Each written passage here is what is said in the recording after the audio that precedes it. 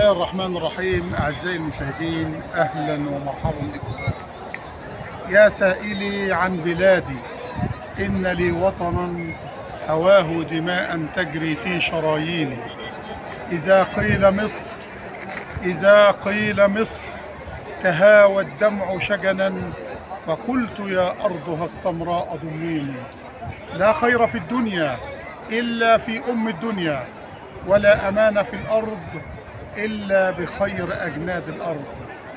النهاردة أعزائي المشاهدين بنسجل لكم من استاد القاهرة الدولي.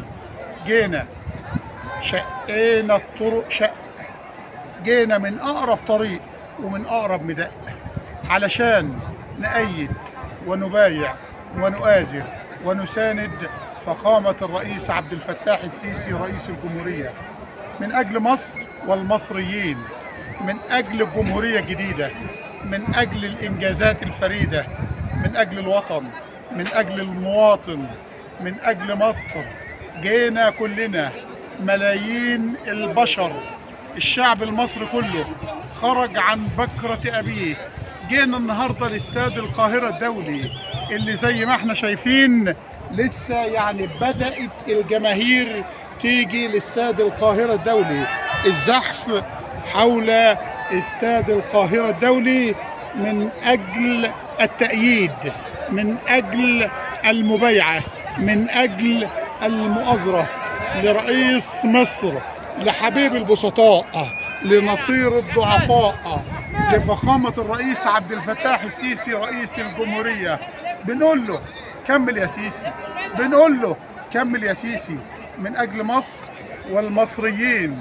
وقلناها وهنقولها وهنعيدها وهنزيد للمرة المليون: لن يكتب لهذا الوطن النجاح إلا بالسيسي عبد الفتاح، لن يكتب لمصر النجاح إلا بالسيسي عبد الفتاح.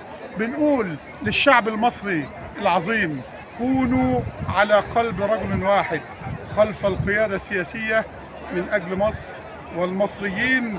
كونوا على قلب رجل واحد خلف الرئيس عبد الفتاح السيسي اللي ضحى بحياته كلها من أجل مصر واستقرار الدولة المصرية. عبد الفتاح السيسي يا جماعة من غيرنا مش هيموت، لكن احنا شعب مصر وشباب مصر وأبناء مصر وجماهير مصر، من غير عبد الفتاح السيسي أحلامنا وطموحاتنا كلها هتموت.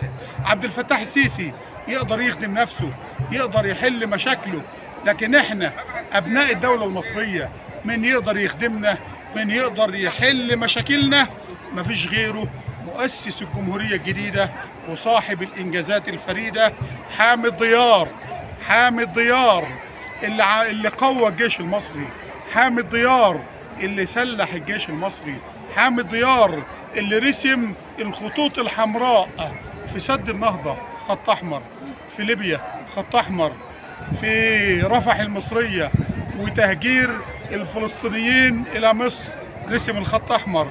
ولن يقدر أي إنسان في الدنيا كلها إن هو يتخطى الخطوط الحمراء اللي رسمها فخامة الرئيس عبد الفتاح السيسي رئيس الجمهورية. بنقول لشعب مصر: لقد حان الوقت لرد الجميل، حان الوقت لرد الجميل للرئيس عبد الفتاح السيسي رئيس الجمهورية. ويوم 10/12، يوم 10 و11 و12 الانتخابات الرئاسية، هنثبت للعالم كله إن كلنا على قلب رجل واحد من أجل مصر واستقرار مصر وازدهار مصر واستقرار الدولة المصرية. تحيا مصر السيسي بشبابها، بشعبها، بجيشها، بشرطتها. تحيا مصر، تحيا مصر للمصريين. شكرا لحضراتكم.